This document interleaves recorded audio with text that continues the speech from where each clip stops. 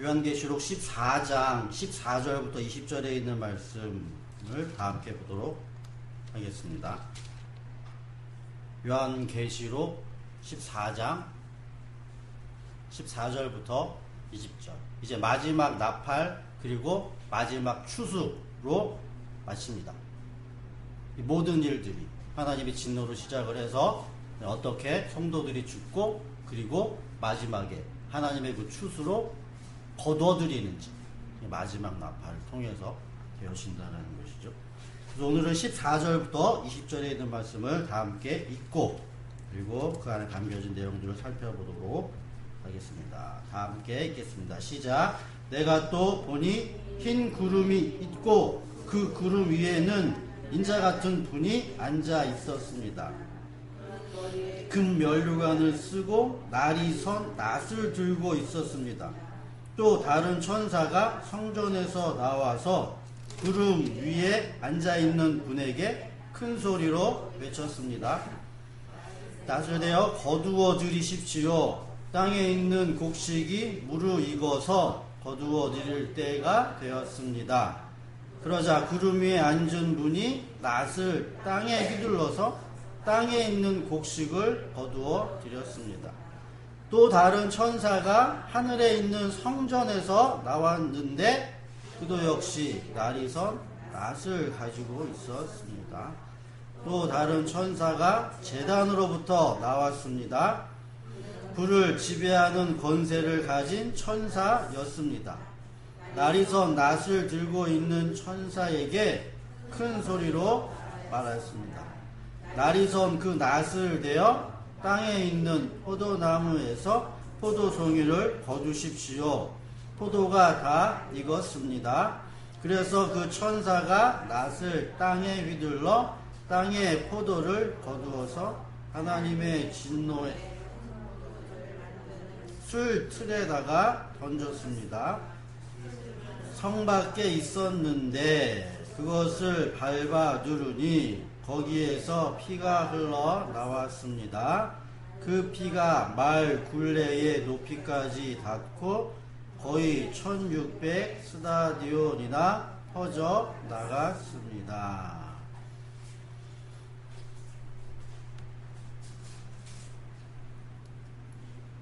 하나님의 나라, 여러분들이 생각하고 계시는 그 천국은 그리스도의 몸이 세워지기 전에는 아직 만들어지지 않은 나라예요. 그래서 예수님께서 이렇게 말씀을 하시죠. 천국이 가까이 왔다. 어느 누구도 예수 그리스도보다 먼저 하늘나라 가는 경우는 없다. 그래서 예수 그리스도가 죽고 먼저 죽은 자들을 그 나라로 이끌인 다음에 그다음에 산자들도 하늘에 올라가 주님을 영접한다라고 이야기를 한다 되겠죠. 로마서 6장 8절부터 11절에 있는 말씀을 보면 만일 우리가 그리스도와 함께 죽으면 또한 그와 함께 살 줄을 믿노니 이는 그리스도께서 죽은 자 가운데서 살아나셨음에 다시 죽지 아니하고 사망이 다시 그를 주장하지 못할 줄을 알이로다. 자, 그리고 그가 죽으심은 죄에 대하여 단번에 죽으심이요. 다시 말하면 땅의 몸으로 사망이 주어졌다라는 이야기예요. 땅에서 났다. 예수 그리스도는 땅에서 났다. 그래서 땅의 몸을 가지고 그는 죽으셨다. 그런데 그가 살아계심은 하나님께 대하여 살아계심이니 하나님, 하늘의 몸, 하늘에서 나아진 몸, 하늘로 올라간 몸, 부활. 이와 같이 너희도 주 예수 그리스도께서 죽으셨다가 3일 만에 부활하셨기 때문에 너희들도 너희 자신의 죄에 대하여는 죽은 자요 너희들의 몸은 이 땅에 속하여 죽은 자라는 것을 너희들이 믿고 알고 그리고 예수 그리스도 안에서는 하나님께 대하여 너희들이 죽었다 살아난 하늘의 몸을 너희들이 입은 자로 여길 것이어라 라고 이렇게 이야기한다.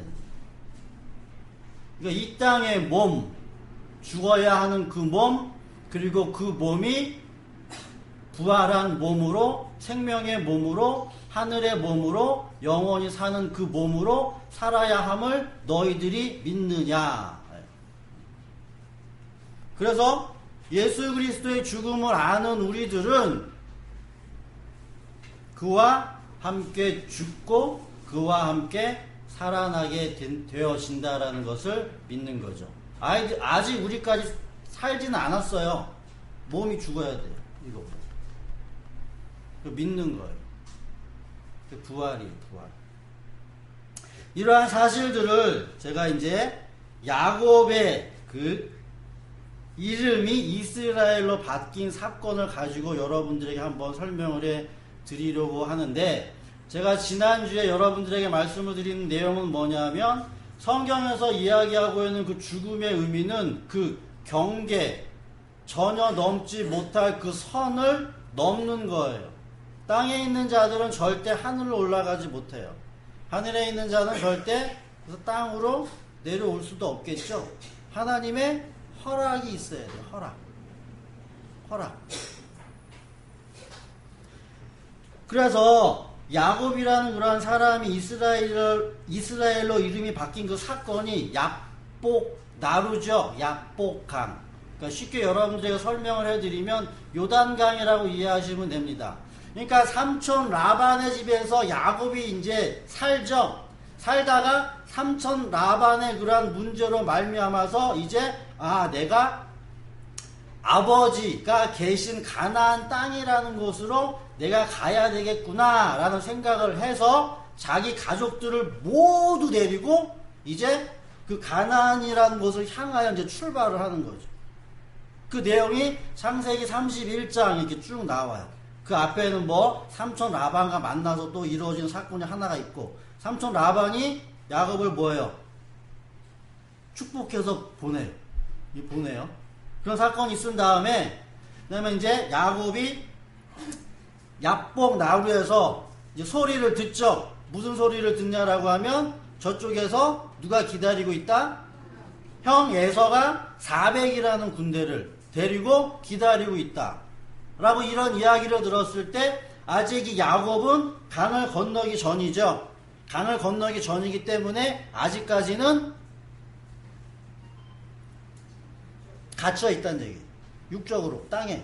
그래서 땅에 갇혀 있기 때문에 땅의 생각을 하겠죠. 저 건너편에서 무슨 일이 일어날지를 전혀 몰라요. 형 에서가 있다. 내가 지은 죄가 있기 때문에 그 지은 죄 때문에 뭐예요? 자기 스스로가 뭐 하는 거예요? 이게 이 세상 사람들의 속성이에요.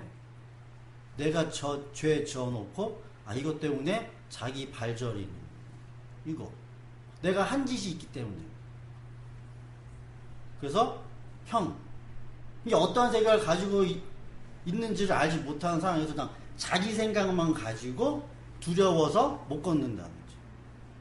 그래서 앞에 다 건너보내게 한 다음에 맨 마지막에는 절대 건너가지 못하는 건 누구더라? 자기 자신.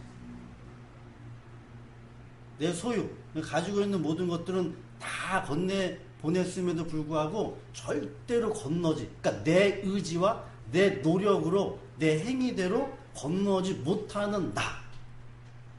그래서 하나님이 하늘에서 뭐 하는 거예요? 천사를 보내. 그죠? 천사가 그래서 와요. 천사 와가지고 천사랑 뭐 하는 거예요? 그래서 씨름을 하는 거예요. 씨름을. 왜 씨름을 하겠어요? 이 야곱을 반드시 저쪽으로 건너가게 만들어야 되는데 지금 이 야곱이 못 건너가고 있거든요. 창세기 32장 22절부터 25절에 있는 말씀을 보도록 하겠습니다. 창세기 32장.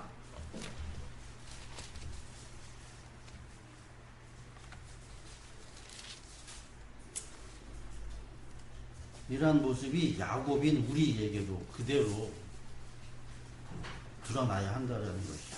창세기 32장 22절. 25절. 다 함께 읽겠습니다. 시작. 그 밤에 야곱은 일어나서 두 아내와 두 여종과 11 아들을 데리고 야복 나루를 건넜다. 야곱은 이렇게 식구들을 인도하여 개울을 건너보내고 자기에게 딸린 모든 소유도 건너보내고 난 다음에 뒤에 홀로 남았는데 어떤 이가 나타나 야곱을 붙잡고 동이 틀 때까지 씨름을 그는 도저히 야곱을 이길 수 없다는 것을 알고서 야곱의 엉덩이 뼈를 쳤다. 야곱은 그와 씨름을 하다가 엉덩이 뼈를 다쳤다. 그가 날이 새려고 하니 놓아달라고 하였지만 야곱은 자기에게 축복해주지 않으면 보내지 않겠다고 때를 썼고 그가 야곱에게 네 이름은 뭐냐? 야곱이 야곱입니다 라고 얘기했더니 그러면은 너는 하나님과 겨루어 이겼기 때문에 이제부터는 이스라엘이라고 해라 한다는 얘기죠. 자, 22절 보세요. 밤에 밤에 야곱이 싸워요. 밤 어둠에. 근데 두 아내와 두 여종과 11 아들을 데리고 야복 나루를 건넜대죠. 그죠? 그럼 하나들은 어디 갔어요?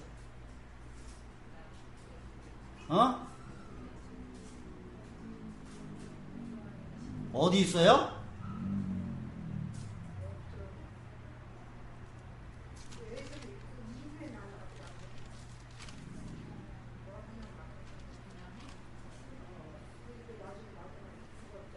그죠? 그래서 맨 마지막에 낳은 아들은 그 건너가 가지고 낳은 거예요. 맨 마지막. 벤. 11 아들. 싸우죠? 싸워요. 그래서 보세요. 이 천사가 와가지고 밤새도록 싸워요. 그리고 낮이 동이 해가 트니까는 나 이제 가야 되는데 이게 무슨 말이겠어요? 천사들은 그럼 밤에만 활동하고 낮에는 활동 안 하냐? 맞아요. 예수님은 빛이시죠. 빛인데 빛이 어둠으로 왔다라는 거는 빛이 어둠에 왔다라는 건 육신을 입고 왔다는 얘기. 어둠.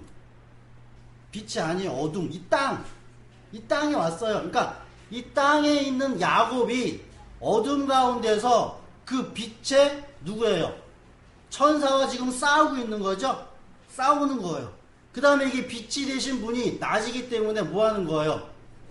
낮에는 뭐 하는 거예요? 완성이죠? 이루어져야 하는 거기 때문에 자기 일을 다 뭐 하는 거예요? 마쳐야 되는 거예요. 그때까지 마치니까 밤 사이에 모든 일들이 다 이루어져야 된다고요. 낮에는 완성되어지기 때문에 끝이에요. 끝. 그래서 천사가 나 이제 끝이다. 해 떴어. 나 가야 돼. 근데 뭐 하더라? 야곱이 절대 잡아서 놓지 않아주더라. 그죠? 그래서 뭐 하는 거예요? 그래. 너도 뭐 하는 거예요? 결국 밤이라는데 계속 머무를 수가 없기 때문에 뭐 해버리는 거예요? 한두 뼈를 치죠? 다른 말로 이야기하면 허리를 끊는 거예요. 생명을 끊는다고요. 이 땅에 육적 생명을 이렇게 끊어버려요. 자식을 낳지 못하는 상태까지 끊어버린다는 얘기죠. 근데 신기하게 아들 낳았대죠? 그죠? 끊었다는 얘기. 그래서 이제는 너의 이름이 뭐다? 야곱에서 이스라엘. 야곱이 뭐예요? 도둑이죠. 도둑. 자기 삼촌 집에서 끌어먹고 다 뭐 한 거예요? 다 해가지고 이제 다 건너간다. 하나님의 뭐다? 그래서 축복이다라고 얘기하는 거예요. 축복. 그래서 경계를 넘지 못하는 상황에서 경계를 넘을 수 있는 방법은 한 가지. 뭐다? 우리의 환도뼈가 이렇게 쳐져야 돼. 죽어야 돼. 그래서 우리가 죽고 건너가는 거죠. 건너갔더니 뭐예요? 야곱이 건너가죠? 그래서 형이 앞에 있죠? 그때 뭐예요? 계속 절하면서 가죠? 뭐 하는 거예요? 나 봐주세요. 나 봐주세요. 그랬더니 형 에서가 뭐예요? 아니다. 내가 너 뭐 했다? 다 용서했고, 다 사랑한다라고 이렇게 형 에서의 마음에 뭔지 그렇게 있었는지, 없었는지 볼까. 그러니까 축복의 땅이었음에도 불구하고 아직 건너가기 전이 우리들은 뭐 하는 거예요? 염려와 걱정과 근심에 쌓여 있다는 얘기예요. 하나님의 진노와 하나님의 포도주의 그 잔, 그 고난과 역경이 우리들에게 그렇게 오게 되어지면 우리는 그 앞에 있는 미래를 보지 못하기 때문에 계속 우리 안에 두려움이라는 걸로 나를 걸고 넘어진다는 얘기예요. 지금 그 얘기하고 있다는 얘기죠. 그 얘기. 그 주님이 오셔가지고 죽이는 거예요. 네가 있어야 할 자리는 여기가 아니라 저기이기 때문에 어떻게 해서든지 그 안으로 들여보내 주시려고 한다는 얘기죠. 그러니까 여러분들이 하나님의 진노, 심판 이런 것에 대해서 두려움이라는 걸 가지고 있게 되어지면 우리들이 성경을 잘못 오해하고 있는 거예요. 그러니까 하나님의 사랑을 잘못 이해하고 있다는 얘기죠. 하나님이 어떠하신 분인지를. 그래서 우리 예단교 성도 여러분들은 그 성도의 인내 있죠? 견뎌야 되고 그 고난이라는 거를 밤이라는 시간 동안에는 밤새도록 싸워야 돼. 싸우는 일. 여러분들에게 이 세상에 살면서 주어진 일이라는 거죠. 내가 왜 싸우는지를 알아야겠죠? 왜 싸워야 된다? 야곱에서 이스라엘이라는 이름으로 바뀌어야 되기 때문에 싸우는 거고, 야복강에서 이 강을 건너야 되기 때문에 내가 싸워야 되는 거예요. 그 의미를 여러분들이 이해하고 아셔야 한다는 것이죠. 그래서 하나님은 사랑이시다라고 하는 그 말의 의미를 우리들이 많이 오해를 하고 있게 되어진다는 얘기죠. 하나님은 사랑이시다. 하나님은 사랑이시다라고 하는 그 말의 의미를 한마디로 여러분들에게 말씀을 드리면, 하나님은 사랑이시다. 다른 말로 바꾸면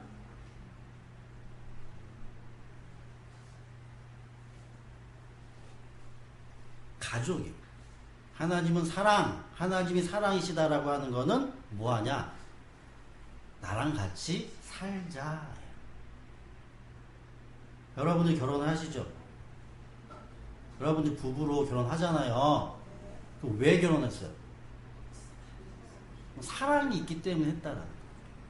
사랑. 둘이 만나요. 그러니까 사랑이 가지고 있는 그 의미는 나랑 같이 살자. 그러니까 한 울타리 안에서 같이.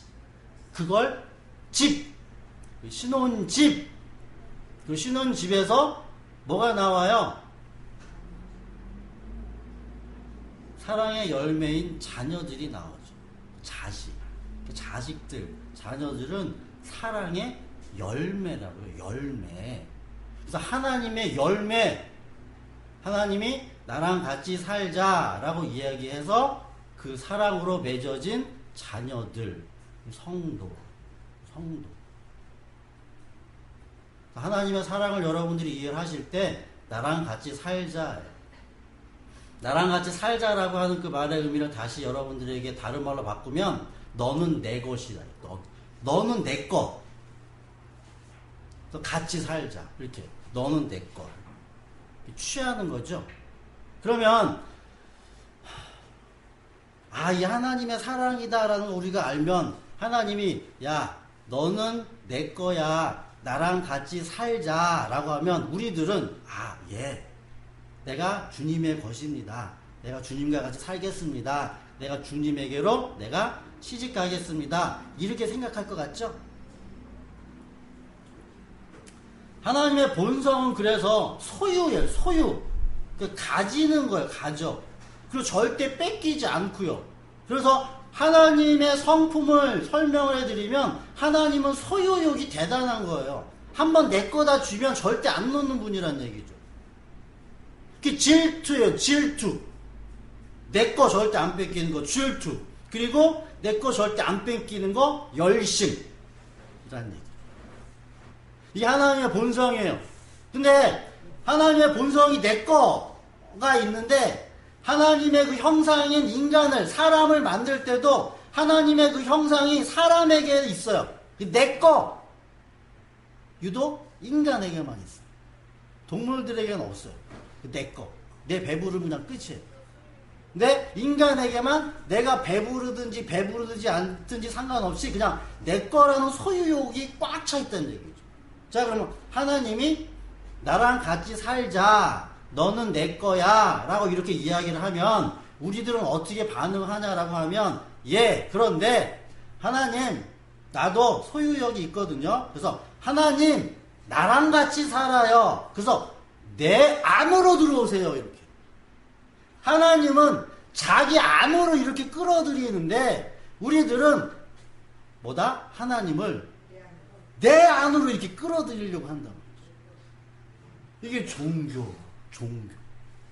그래서 이 소유욕의 싸움, 하나님이 너는 내 것이다 라고 하는 그것과 또한 우리들이 신을 향하여서 내 신은 내 거예요 라고 하는 그 두 소유욕의 싸움이 전쟁이고, 성경에서 이야기하고 있는 땅 따먹기, 땅 뺏기, 땅 뺏는 소유, 내 거잖아. 이렇게 경계 쳐준 거. 땅, 내 땅, 네 땅, 이렇게 땅 뺏는 거랍니다. 그래서 하나님의 사랑을 여러분들이 이해를 하실 때 하나님의 사랑은 소유하시는 분이고, 동시에 우리들도 그런 소유로 말미암아서 나라는 주체가 생기고 내 것이라는 강한 욕심이 우리들에게도 있는 게 본성이에요. 본성. 그래서 하나님도 내 걸로 만들려고 하는, 하나님 나랑 같이 살아요. 하나님 우리 집에서 이 땅에서 나랑 같이 살아서 나 잘 먹고 잘 살게 해 주세요 라고 하는 것. 내 집에서 살게끔 하는 것. 이게 사사기에도 나오죠? 나온다는 얘기. 근데 하나님은 하나님의 나라에서, 자기 집에서 살자. 우리들은 아니에요. 우리 집에서 살아요. 내 집에서 살아요. 그 집과 그 집의 싸움이 되어진다는 것이죠. 그래서 하나님은 반드시 뭐예요? 둘 중에 하나가 뭐 하는 거예요? 죽어야겠죠? 죽어야지만 내가 이 집에 들어가서 살든지, 또한 이 집이 내 안에 오든지. 그러니까 어느 둘 중에 하나는 뭐 하는 거예요? 이 택해야 된다라는 거죠. 택해야 된다는 것이죠. 그래서 성도에게는 반드시 하나님의 진노가 있어야 돼요. 하나님의 심판이 있어야 돼요. 그 심판과 진노가 하나님의 사랑 때문이고, 그 사랑이 소유에서 나온다는 거예요. 그걸 여러분들이 이해를 하셔야 한다는 것이죠. 그래서 이사야 43장 1절에 보면 뭐라고 얘기를 하냐면, 야곱아 너를 창조하신 여호와께서 지금 말씀하시느니라, 이스라엘아 너를 지으신 이가 말씀하시느니라, 너는 두려워하지 말고 내가 너를 구속하였고 내가 너를 지명하여 불렀나니 너는 내 것이라. 그러니까 하나님은 자꾸만 내가 너의 남편이고 내가 너를 택해서 내 걸로 만들겠다라고 이야기를 함에도 불구하고 자꾸 인간들은 이걸 뒤집는다고. 인간들도 똑같이. 그걸 여러분들이 잘 이해를 하셔야 되겠죠. 그래서 하나님은 가족을 만드시는 거, 그 사랑이에요. 요한 1서 4장 16절부터 21절에 있는 말씀을 보면 거기 무슨 내용이 되어져 있냐면, 하나님은 사랑이시다 라고 하면서 그래요. 너희들이 형제자매를 사랑한다라고 하고 형제자매를 미워하면 하나님으로부터 말미암아 니네들이 거짓말하는 것이기 때문에 너희들은 반드시 형제자매를 사랑해야 한다라는 내용이 나온다는 얘기죠. 그럼 이런 내용을 우리들이 이해를 했을 때는 이 세상에서, 땅에서의 그런 사랑이라는 그런 개념을 가지고 하나님의 사랑을 설명을 하기 때문에 문제가 되는 거죠. 이 땅에서의 사랑은 뭐예요? 제가 집이 있어요. 우리 가족이 있죠? 그죠? 여러분들은 여러분들의 집이 있고 여러분들의 가족이 있다는 얘기죠. 성경에서 이야기하고 있는 사랑은 뭐다? 우리 집에서 같이 살자는 얘기예요. 같이 살자. 세상에서 얘기하는 건 뭐예요? 내 집 따로 있고 너 집은 따로 있는데 우리 밖에 만났지 않니? 그래서 내가 최소한 네가 원하는 거, 네가 바라는 거는 내가 이렇게 해줄게. 이게 배려, 친절, 말 한마디 이런 거. 그러니까 내 집이란 건 절대 뭐 하는 거예요? 드리지 않아요. 그리고 그냥 겉으로만 상대방 배려하고 생각한다라고 해서 기분 안 나쁘게 그냥 도와주는 이런 개념으로만 정도 생각하죠. 사랑은 뭐다? 같이 사는 거예요. 가족으로. 그래서 여기서 형제 자매 사랑해라라고 하는 그 말의 의미는 같이 살라라는 얘기예요. 같이 살면 그게 곧 뭐다? 사랑이라는 얘기예요. 이걸 여러분들이 이해를 하시라고요. 여러분들의 집이 있고 따로따로 다 있는 이 세상에서 모든 것들을 생각을 하시면서 그 하나님의 사랑을 이렇게 생각하면 참 나오죠.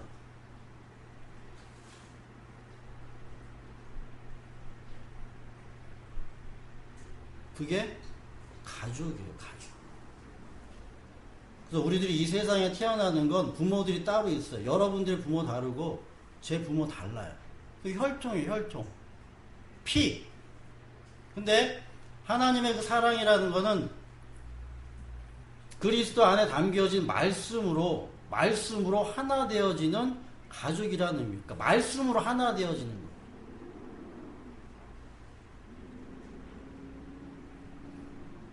말씀으로 나아진 자가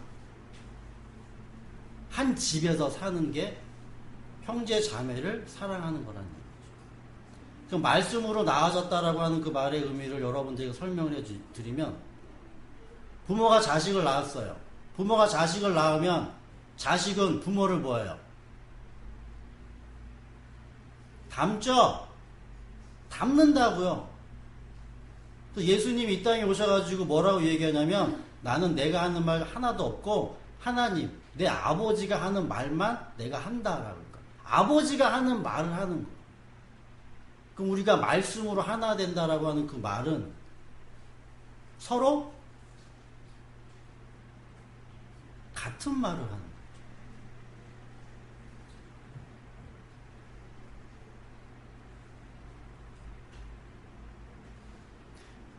우리들이 내가 강아지, 다른 애완동물, 고양이를 사랑할 수 있어요. 보살필 수 있다고요. 먹여 살릴 수 있다고요. 근데 의사소통은 못해요. 그럼 가족 아니란 얘기예요. 의사소통을 해야 돼요. 그러니까 내가 하는 말을 상대가 듣고 상대가 그 말에 대해서 나한테 이야기를 하는. 그러니까 말을 가지고 있는 게 가족이죠. 같은 말을 해야 하는 거예요. 가족은. 그걸 형제 자매를 사랑하는 것. 그러니까 내 말이 너희 안에, 너희의 말이 내 안에. 그게 사랑, 가족.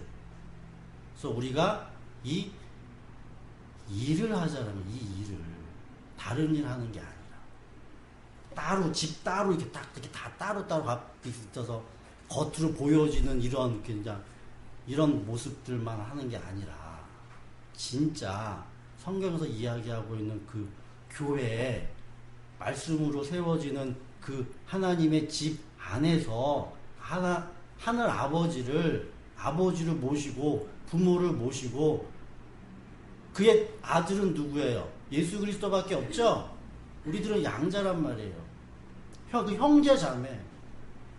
그래서 교회에서 형제 자매 계속 이런 이야기 하는데 그거 다 엉터리인 거 아니에요?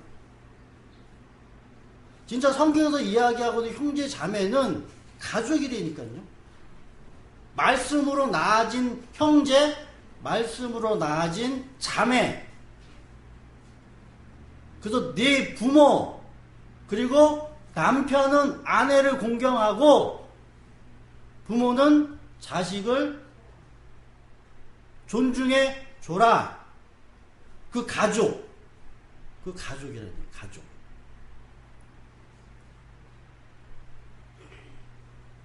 우리들이 이 세상에 살면서도 여러분들 가족이 있죠? 가족이 있으면 남편 있고 아내가 있죠? 근데, 그죠? 근데 여자가 자기 남편이 누군지도 몰라.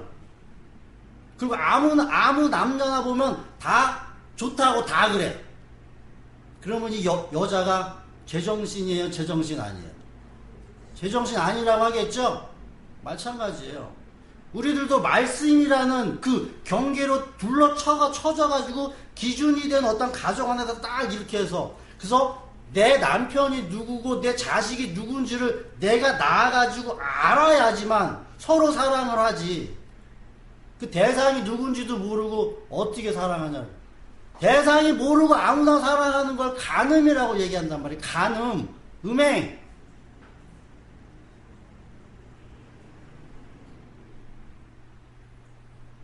자, 여러분들이 호통치는 게 아니라 아주 중요해요. 그래서 이 가족, 하나님의 사랑의 결실이고 열매가 이 가족이란 말이에요. 가족. 지금 오늘 본문을 여러분들이 보세요. 이 가족이라는 걸 만들기 위해서 어떠한 일이 마지막에 어떠한 일이 이루어지게 되어지는지를 지금 설명하고 있다는 얘기죠. 요한계시록으로 이제 가볼게요. 그래서 요한계시록 14장 오늘 본문을 보면 지난주에 그랬죠. 주 안에서 죽은 사람들은 복이 있다. 사망에서 생명으로 죽음에서 부활로 경계 건너 넘어간 자들을 가족으로 한 울타리 안에서 하나의 집으로 하나님이 모시는 가운데 이제 맨 마지막에는 뭐 하는 거예요? 열매를 거둬들이는 거죠. 열매를 거둬들이는 거예요. 자, 보세요. 14절. 내가 보는데 흰 구름이 있고 구름 위에 인자 같은 분이 앉아 있어요. 이건 말되는 소리 아니죠? 이건 구름이 어떻게 사람이 앉아 있어요? 이게 말이 안 되는 얘기라는 얘기죠. 이런 표현들을 쓰죠? 그래서 인자 같은 분이 앉아 있는데 그 머리에는 금 면류관을 쓰고 있고 낫을 들고 있어요. 그래서 15절에 보니까 다른 천사가 성전에서 집에서 나와서 구름 위에 있는 분에게 외쳤어요. 땅에 있는 곡식을 거두세요 라고 이야기를 하니까 이 인자 같은 분이 거두죠. 그분이 거둔단 말이에요. 추수해요. 그분이 추수해요. 17절에 보세요. 근데 여기서 보니까 좀 틀려져요. 다른 천사가 성전에서 나왔어요. 성전에서 나왔는데 이번에는 구름 위에 있는 자가 인자 같은 분이 낫을 들고 있는 게 아니라 성전에서 나온 천사가 낫을 들고 있어요. 천사가 낫을 들고 있고 이 천사는 성전에서 나왔어요. 근데 또 다른 천사가 있는데 이 다른 천사는 어디에서 나왔냐면 제단에서 나왔어요. 제단. 거기서 나와가지고 그 성전에서 나온 천사, 낫을 들고 있는 천사에게 이야기합니다. 땅에 포도송이들이 다 익었다. 낫 대서 포도주 틀에 넣어라. 하나님의 진노의 포도주 틀에 넣어라 라고 이렇게 하니까 대부분의 사람들이 이걸 어떻게 이해를 하냐라고 하면 이걸 두 개를 나누죠. 하나님의 진노면 무조건 심판이라고 이런 생각을 하기 때문에 처음에는 예수님이 이 땅에서 열매 맺은 성도들을 이렇게 낫을 대가지고 이렇게 추수를 하고 두 번째는 이제 그게 아니라 이제 천사들이 이제 땅에 뭐 하는 거 하나님의 진노의 포도주 잔을 마셔야 하는 그 사람들을 이렇게 뭐 하는 거예요? 악이 가득 차가지고 악이 가득 차가지고 얘네들을 죄다다가 하나님의 진노의 포도주술에다가 다 집어 넣고 그리고 뭐 하는 거예요? 술틀에 밟듯이 그렇게 밟는다라고 이해를 할 수도 있겠죠? 있는다는 얘기. 그래서 땅의 곡식은 성도에 대한 곡식이고 하나님의 진노의 포도틀에 담겨져야 하는 자들은 멸망받아야 하는 그런 자들. 이렇게 두 개를 나눠가지고 이해를 할 수도 있다는 얘기예요. 사람들이. 그러나 그 얘기가 아니라 이 하나님의 진노의 포도주 틀에 담겨지는 이 포도송이들도 다 성도예요. 성도. 그래서 여기서는 예수님이 빠졌어요. 왜 빠졌어요? 예수님이 먼저 하나님의 그 진노의 술틀에 밟혀져야 되기 때문에. 포도송이가 있어요. 포도가 땅에서 뭐 하는 거예요? 포도가 열매를 맺죠? 그래서 포도주 틀에 넣어요. 짜요. 그럼 뭐가 나와야 돼요? 피가 나와야 돼요? 포도주가 나와야지. 포도주가 나와야 되는데 거기서 뭐가 나온다? 여기서 뭐가 나온다고 표현을 해요? 피가 나온다고 표현을 하죠? 이것도 이치적으로 맞지가 않죠. 그리고 또 뭐라고 이야기를 해요? 그 포도주 틀이 어디서 밟혀요? 성전 안이 아니라 성전 밖에서 밟히죠? 예수님이 성전 안에서 돌아가셨어요? 성전 밖에서 돌아가셨죠? 그건 누구야? 그럼 예수님이 하나님의 진노로 뭐 하는 거예요? 술틀에 밟힌 거죠? 그래서 맨 마지막에 예수님이 뭐라고 말씀하세요?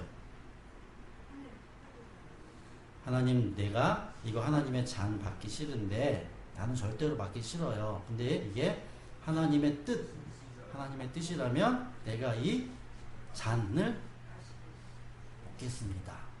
먹는 거예요. 그래서 예수님이 여기 들어가요. 성도와 함께 다 들어가요. 그래서 그 예수 그리스도의 피로 말미암아서 말굴레라고 하는데 말이 쓰고 있는 멍에 이게 멍에 말을 뭐 하는 거예요? 움직이게 하기 위해서는 이게 필요하겠죠? 그죠? 억압, 구속, 속박. 그래서 여기서 스타디온이라는 표현이 나오는데 그때 로마 시대에 뭐 경기장에서 말을 했는지 어땠는지 몰라서 이런 의미들을 가지고 담고 있는지는 모르겠는데 하여튼 그 1600 그 스타디온이라는 아주 어마어마한 그러한 곳에까지 그 피가 다 모여졌다는 얘기예요. 적셔졌다고 이렇게 설명을 하고 있죠. 그래서 예수 그리스도의 피가 온 세상의 모든 죄를 다 덮었다라고 우리들이 이해를 할 수가 있는 거죠. 그래서 이제 결론적으로 여러분들에게 말씀을 드리면 이 마지막 나팔이 불려졌을 때 땅에 있는 곡식을 걷어들이고 그 다음에 포도송이를 걷어들이는 건 이 세상에서 우리들이 살아갈 때 땅에서 열매 맺는 건 두 가지라는 얘기예요. 첫째는 우리들이 이 세상에 살면서 먹어야 하는 양식은 곡식을 먹어야 되고 그리고 포도주를 먹어야 되는 거예요. 곡식과 포도주를 먹어야지만 이 땅에 뭐가 있는 거다? 축복이 있는 거예요. 이 땅에서 잘 사는 건 풍성하게 곡식을 잘 걷어들이고 그 다음에 뭐가 있어야 된다? 술. 잔치에 사용되어지는 술. 그래서 서로 기쁨을 나누는 그러한 열매를 맺어줘야 한다는 것이죠. 그래서 맨 마지막 때는 땅에 있는 곡식에 낫을 대고 그 다음에 포도의 그 술틀, 술을 만드는 그 술틀에 포도송이가 담겨져서 예수 그리스도와 함께 우리들이 그 안에서 죽는 거죠. 그럼 우리들이 뭐 하는 거예요? 땅에 열매로 하나님의 영광을 드러내겠죠. 그래서 이스라엘 사람들이 하나님 앞에 제사 드릴 때 뭔 제사를 드려요? 곡식과 포도주의 제사를 드리죠. 그 제사를 가지고 땅에서 걷어들인 거. 그걸 가지고 하나님 앞에 제사 드린다는 얘기죠. 근데 예수님이 오시기 전에는 이 땅에 있는 걸 가지고 갖다 드렸어요. 이 땅에서 나는 것, 포도, 이 땅에서 나는 곡식들. 근데 이제 마지막에는 주님, 예수 그리스도의 몸이 뭐가 되시고 살이 되고 예수 그리스도의 몸이 피가 돼가지고 그가 곡식과 포도주로 단번에 하나님 앞에 제사 드렸다고. 제사. 그 제사를 하나님이 받으시고 그래 내가 이 땅을 뭐 하겠다? 축복하겠다. 이 땅을. 그 안에 여러분들이 들어가 있게 되어지는 거죠. 그래서 예레미야서 31장 11절부터 14절에 있는 말씀을 보도록 하겠습니다. 예레미야서 31장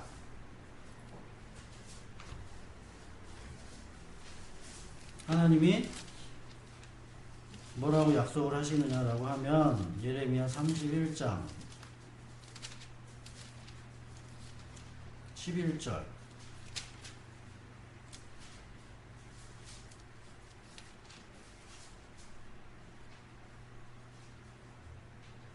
10절부터 볼게요. 10절부터 14절에 있는 말씀까지 예레미야서 31장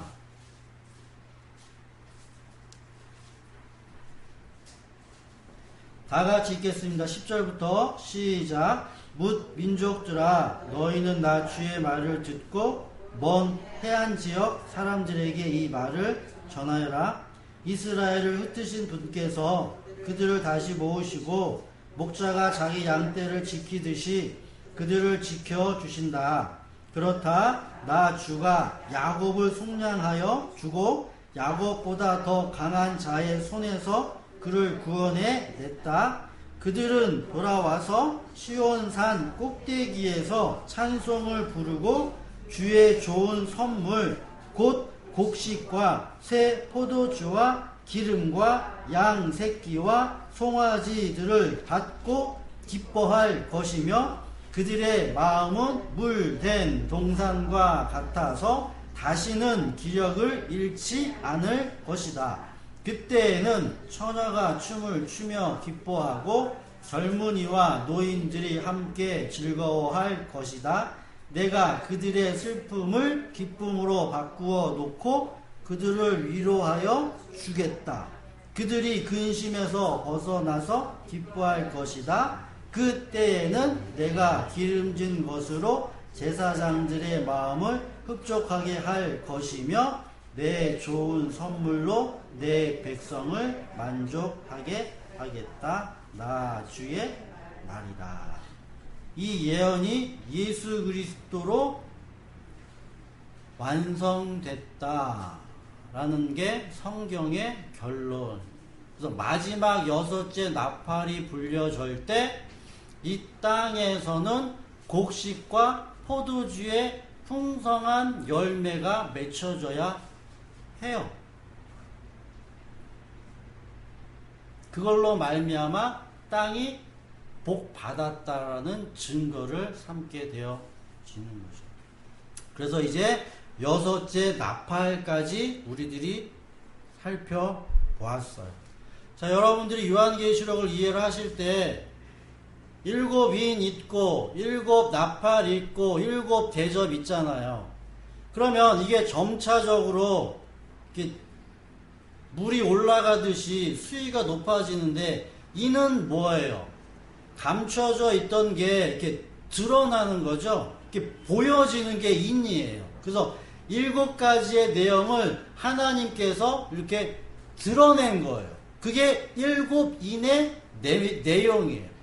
그러면 그 드러난 걸 가지고 하나님이 이제 뭐 하시냐라고 하면 드러난 걸 가지고 알린다고요. 드러난 걸 가지고 알려요. 내가 이렇게 할 것이다 라고 알리는 게 나팔이에요. 그럼 지금까지 나팔까지 갔죠? 그 다음에 대접은 뭐예요? 땅에 쏟는다고요. 그러면 이제 그 나팔로 불려진 그 일들이 실제적으로 이 땅에서 일어난다는 얘기예요. 일어나요. 그러면 여섯째 나팔까지 여러분들이 하나님의 음성을 지금 들었어요. 들었죠? 그리고 하나님께서 어떻게 하실 것이고 어떠한 분일 거다라는 걸 지금 여러분들이 알고 계시죠? 이제 일곱째 나팔로부터 말미암아 여러분들에게 그 일들이 일어나요. 안 일어나면 성경 거짓말이에요. 대접이 여러분들에게 쏟아집니다. 하나님의 말은 절대적으로 변함이 없어요. 이제 여러분들 준비하셔야 돼요. 일곱째 나팔 쏟아져요. 그리고 일곱째 대접 쏟아져요. 그리고 끝. 하나님의 나라는 완성. 여러분들의 삶 가운데서 이 세상 가운데서 이제 내가 하겠다. 그때 여러분들이 지금까지 잘 들었던 내용들을 여러분들의 마음 안에 담았던 사람들은 인내하고 견디는 거고, 그렇지 못한 사람들은 멸망받는 거예요. 나팔까지 올려졌기 때문에. 이 이야기를 여러분이 잘 들으시고 잘 붙잡으시고, 성도는 뭐한다? 야복 강에서 씨름해. 죽을 때까지.